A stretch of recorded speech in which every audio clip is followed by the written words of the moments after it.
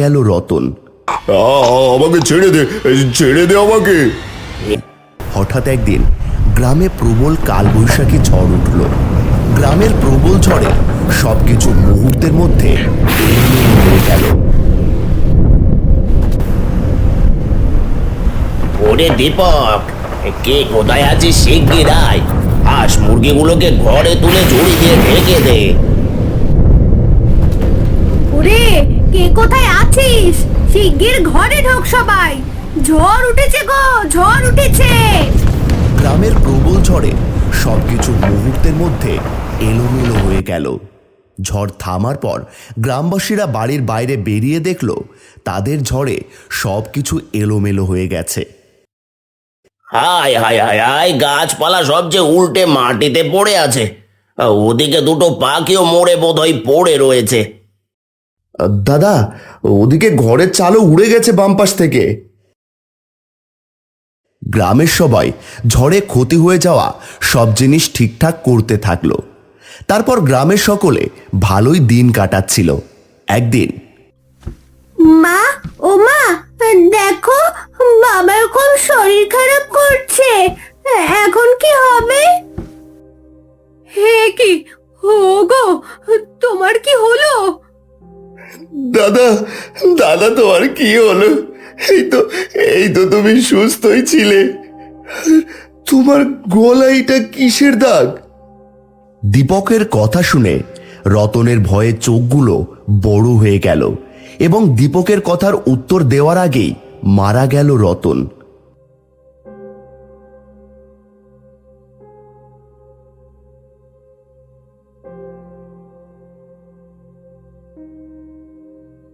হায় হায় রে, হায় হায়, কি হলো এভাবে?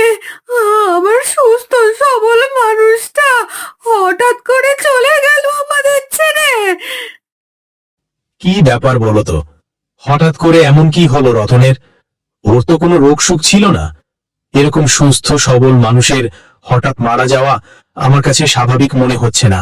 ধীরে ধীরে যেন গ্রামের মানুষজন আরো বেশি সংখ্যক মরতে থাকলো। কি ব্যাপার, আমি তো কিছুই বুঝে উঠতে পারছি না। এভাবে গ্রামের লোকগুলো সবাই একে একে মরছে কিভাবে? আর গ্রামে যত লোক মারা গেল সবার গলায় একই রকম নখের আঁচড়ের দাগ। না না, ব্যাপারটা দেখতে হচ্ছে। একদিন দীপক গ্রামের জঙ্গলে গেল কাঠ কাটতে। চারদিকে তখন মেঘ ঘনিয়ে এসেছে।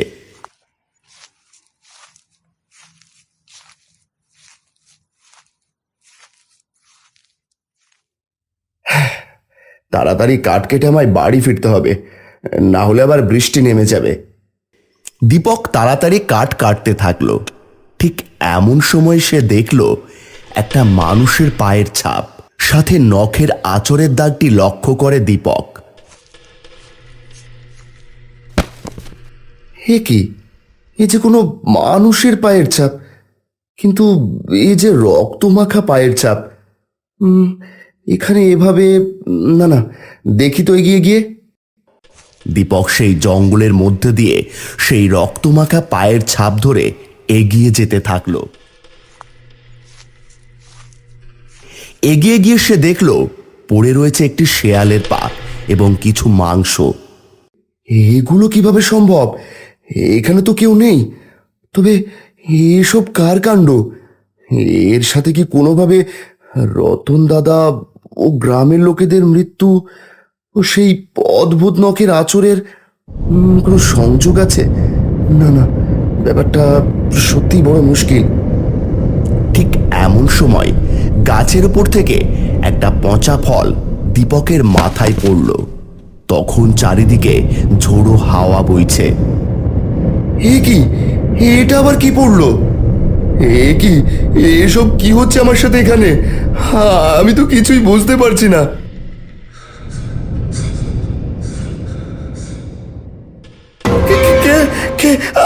আমাকে ছেড়ে দাও।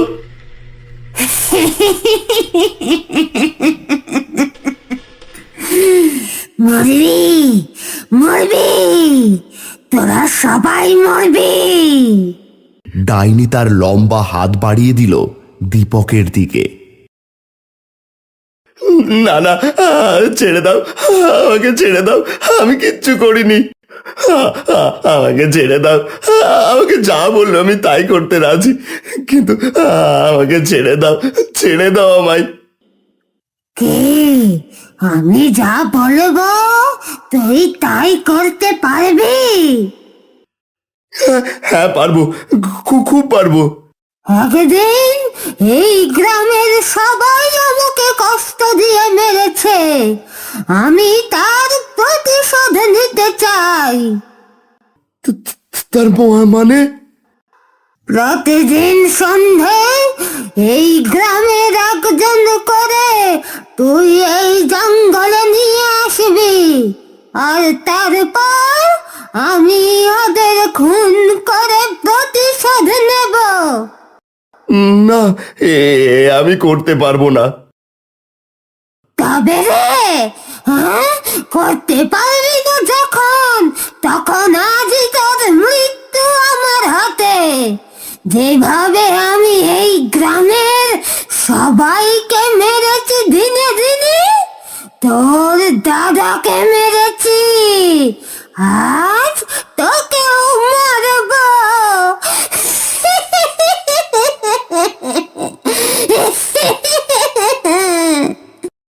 না না, আমাকে মেরো না, আমি করবো, আমি করবো, তুমি যা বলবে আমি সেটাই করবো। এই তো পথে আয়। তারপর দীপক সেখান থেকে কাঠ পেলে দৌড়ে চলে গেল। দীপক চলে যাওয়ার পর সেই ডাইনি শিমুল গাছে বসে বসে বলতে থাকে, ছাড়ব না, আমি এই গ্রামের কাউকে ছাড়ব না। তোরা আমায় পুড়িয়ে মেরেছিলি, সে কথা কি ভুলে গেছি? ভুলিনি, অনেকবার ক্ষমা চেয়েছিলাম সেদিন, তোরা কেউ আমায় ক্ষমা করিসনি, কেউ না। আজ তো সেই মাসুল তোদেরকেই দিতে হবে।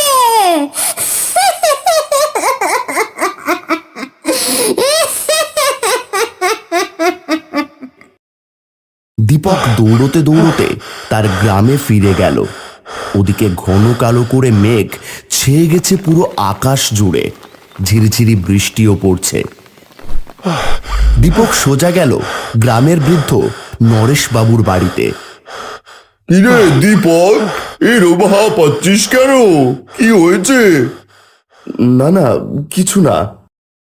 বল তো কি হয়েছে? তারপর দীপক সব কথা খুলে বলল নরেশ বাবুকে। কি, ওই পেঁচো বুড়ি? পেঁচো বুড়ি মানে? না, কিছু না।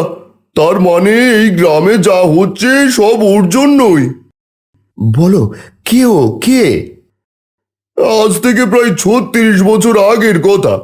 কোনো এক গ্রাম থেকে একটা বুড়ি আমাদের গ্রামে এসে আশ্রয় নিয়েছিল। গ্রামের কোনো একটা ছোট্ট কুড়ে ঘর বেঁধেও থাকতো।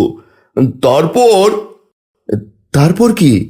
ওই বুড়ি গ্রামে মানুষের বাড়ি থেকে বিভিন্ন জিনিস চুরি করতে থাকে।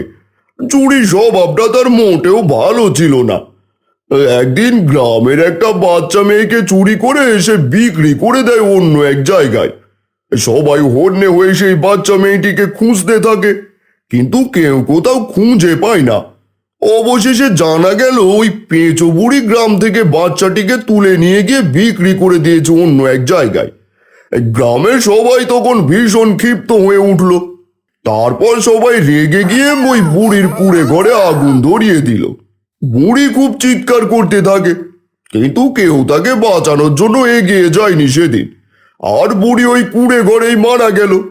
আর আজ তুই যেরকম বর্ণনা দিলি আর যা কথা বললি, তাতে তো আমার মনে হচ্ছে ওই পেঁচো বুড়ি আবার ফিরে এসেছে এই গ্রামে তার মৃত্যুর প্রতিশোধ নেবার জন্য। এখন কি হবে আমি কিছুই বুঝতে পারছি না। ওই ডাইনি ছাড়বে না কাউকে। প্রায় 1 সপ্তাহ পেরিয়ে যায়, কিন্তু দীপক ওই ডাইনির কথা মতো সন্ধেবেলায় জঙ্গলে কোনো লোক পাঠালো না। এত বড় সাহস আমার কথার অবাধ্য হওয়া! আজই তোদের শেষ দিন। এই গ্রামের সব কথাকে আমি আজই শেষ করব।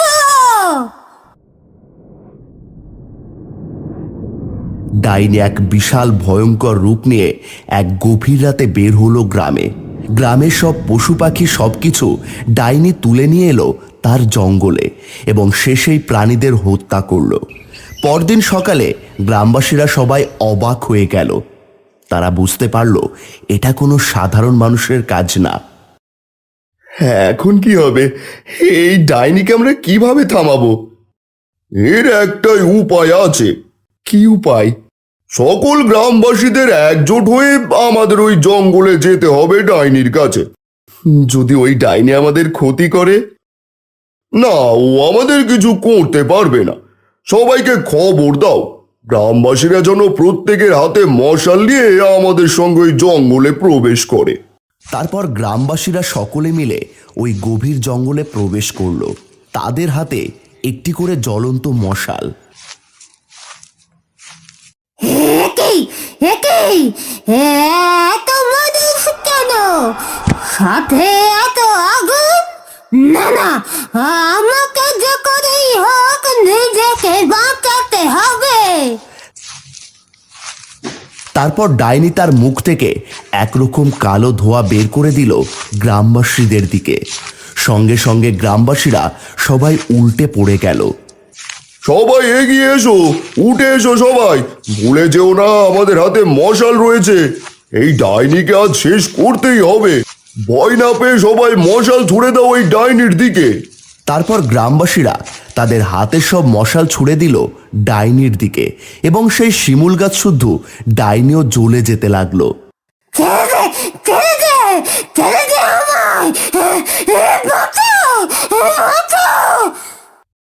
অবশেষে এই গ্রাম এই ভয়ঙ্কর ডাইনির হাত থেকে রক্ষা পেল। হ্যাঁ, এবার চলো আমরা সবাই ফিরে যাই। আর হ্যাঁ, আর কেউ কোনোদিন এই জঙ্গলের দিকে এসো না। তারপর গ্রামবাসীরা সকলে ফিরে গেল তাদের নিজেদের বাসায়।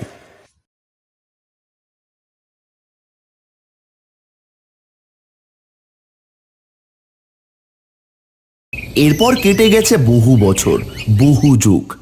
এখন বিলাসপুর গ্রামের মানুষজনও অনেক বদলে গেছে। তারা এখন নতুন ধরনের অনেক আদব কায়দাও শিখেছে। তারা নিজেরা রোজগার করে তাদের সংসার চালায়। এই গ্রামের একজন বাসিন্দা হলো হরি।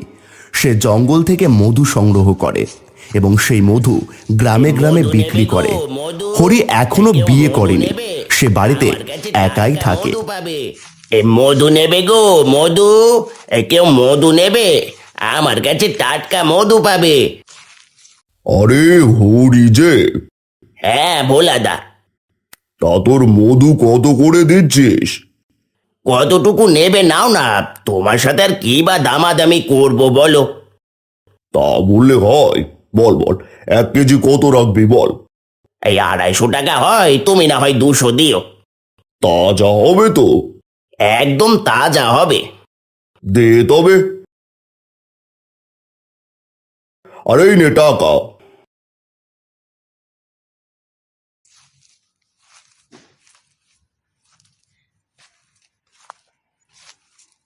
তারপর হরি আবারও তার মধু গ্রামে গ্রামে বিক্রি করতে লাগলো।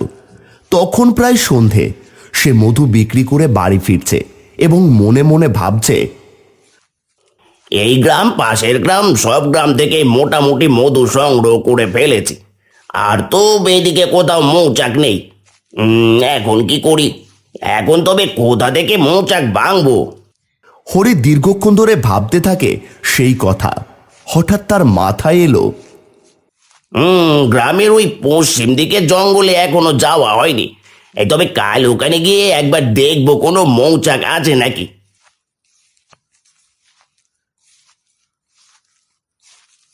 আরে এটা তো অনেক বড় জঙ্গল, কত গাছপালা।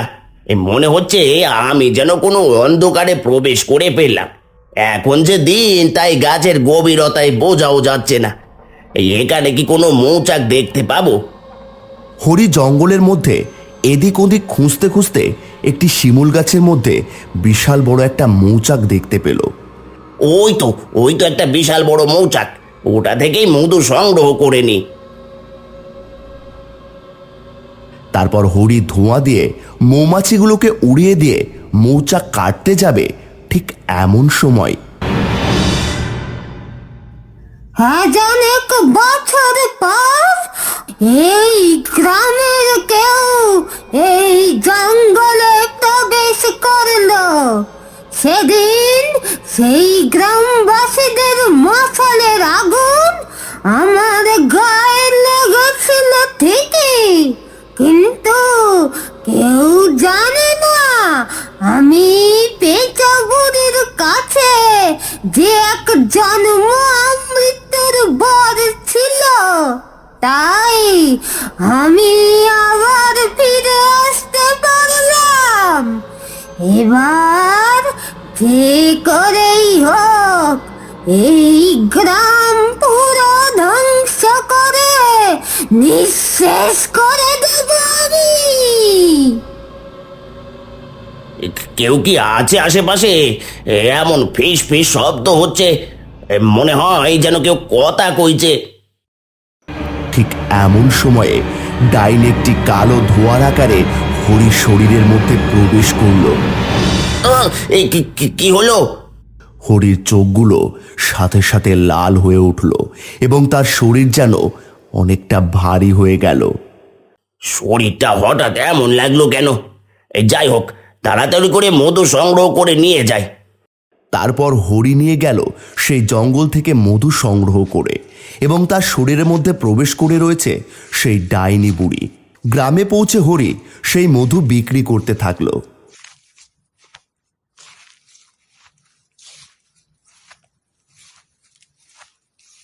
একদিন রাতের বেলা, ভোলাদা আছো নাকি?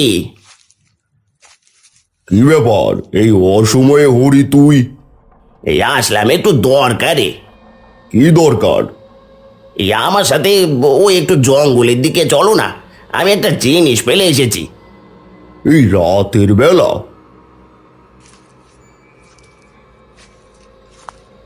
কিরে, কি ব্যাপার? হরির চোখ ক্রমশ আরো লাল হতে থাকলো, তার চেহারার মধ্যে যেন ডাইনির রূপ ফুটে উঠল। এ কি, এসব কি হচ্ছে? হে হে হরি, হরি! মারবো, সবাইকে মারবো, সবাইকে মারবো। এই বলে হরি তার হাতটা লম্বা করে বাড়িয়ে দিল ভোলার দিকে। আমাকে ছেড়ে দে, ছেড়ে দে আমাকে। এই গ্রামের কাউকে আমি ছাড়বো না। হরি ভোলার গলা চিপে তার গলা থেকে রক্ত বার করে তাকে হত্যা করলো। তারপর গ্রামের সবাই যখন খবর পেল, সবাই হতবাক হয়ে গেল ভোলার মৃত্যুতে। এভাবে হরি রোজ রাতের বেলা গ্রামবাসীদের মধ্যে থেকে একজন করে সে নিজে বিপদে পড়েছে এই বলে তাদের ডেকে নিয়ে যায় সেই গভীর জঙ্গলে এবং নিজে হাতে হত্যা করে। ডাইনি হরির মধ্যে প্রবেশ করে থাকায় কেউ কিছু টেরও পায় না। কি ব্যাপার, কিছুই তো বুঝতে পারছি না। এভাবে গ্রামের মানুষগুলো সবাই যাচ্ছে কোথায়? হঠাৎ করে কি সব উধাও হয়ে গেল নাকি? এই আমি একটা কথা ভাবছি, সেই দিন আমি হরিকে দেখেছি গ্রামের নিতাইকে সঙ্গে করে ওই জঙ্গলে নিয়ে যেতে, কিন্তু নিতাইকে আর ফিরে আসতে দেখলাম না। ব্যাপারটা কি তবে? আমার মনে হচ্ছে তবে এই জঙ্গলে কোনো ব্যাপার আছে। এই চল তো সবাই। তারপর গ্রামবাসী আর রাম মিলে জঙ্গলের দিকে গেল এবং তারা দেখল সেখানে রক্ত, মানুষের ছেঁড়া জামা এইসব পড়ে আছে। না, আমার মোটেও ভালো লাগছে না ব্যাপারটা। আমি এখনই সাধু বাবাকে খবর দিচ্ছি। এ কোনো জন্তুর কাজ নয়, এ অন্য কারো কাজ হবে। তারপর সাধু বাবাকে ডাকা হলো। সাধু বাবা গ্রামে প্রবেশ করা মাত্রই জানালেন, তোদের গ্রামে অশনি আছে, যে গ্রামে বারবার ফিরে আসছে তার প্রতিশোধ নিতে। সাধু বাবার মুখে এই কথা শুনে সবাই ভয় পেয়ে গেল। এখন কি হবে সাধু বাবা? সে অনেক শক্তিশালী একজন, আর সেই গ্রামবাসীদের মধ্যেই কোনো একজনের ভেতর বাসা বেঁধেছে। সাধু বাবার মুখে এই কথা শুনে সবাই ভয় পেয়ে গেল। সবাই নিজেদের মধ্যে আলোচনা করতে থাকলো। কি হয়েছে, কি বলছিস তোরা? তারা সবাই মিলে জানালো হরির কথা। তারপর সাধু বাবার নির্দেশে হরিকে ডেকে আনা হলো। হরির মুখে কোনো কথা নেই, তার চোখ লাল। কিরে বল, কে তুই? বল তাড়াতাড়ি। যেই সাধু বাবা তাকে স্পর্শ করেছে অমনি হরির শরীর থেকে বেরিয়ে এলো বিশাল সেই ডাইনি। তোরা তোরা কি ভেবেছিস আমার ক্ষতি করে তোরা পার পাবি? না না, আমি ফিরে এসেছি, ফিরে এসেছি আমি। এই বলে সেই ডাইনি একটি কালো ধোঁয়া হয়ে আকাশে উড়ে গেল। একে ধ্বংস করা অত সহজ নয়। পশ্চিমের নদীতে একটা নীল পদ্ম আছে।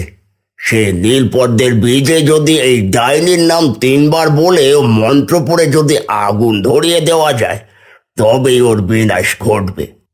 তারপর সাধু ওই পদ্মের বীজ তুলে নিয়ে এসে ওই জঙ্গলের কাছে গিয়ে আগুন ধরিয়ে দিল 3 বার পেঁচো ডাইনির নাম ধরে। তোর এবার বিনাশ হবেই, তুই আর ফিরে আসতে পারবি না। ছেড়ে দে, ছেড়ে দে আমায়, বাঁচাও, বাঁচাও। তোমাদের আর কোনো চিন্তা নেই, চিরজীবনের মতোই ডাইনি বিদায় নিয়েছে। তারপর গ্রামের সবাই আবারও শান্তিপূর্ণভাবে নির্ভয়ে বসবাস করতে থাকলো। নতুন নতুন ভিডিও পেতে সাবস্ক্রাইব করুন ও হওয়ার গল্পকে কমেন্ট করুন, লাইক শেয়ার ও কমেন্ট করুন।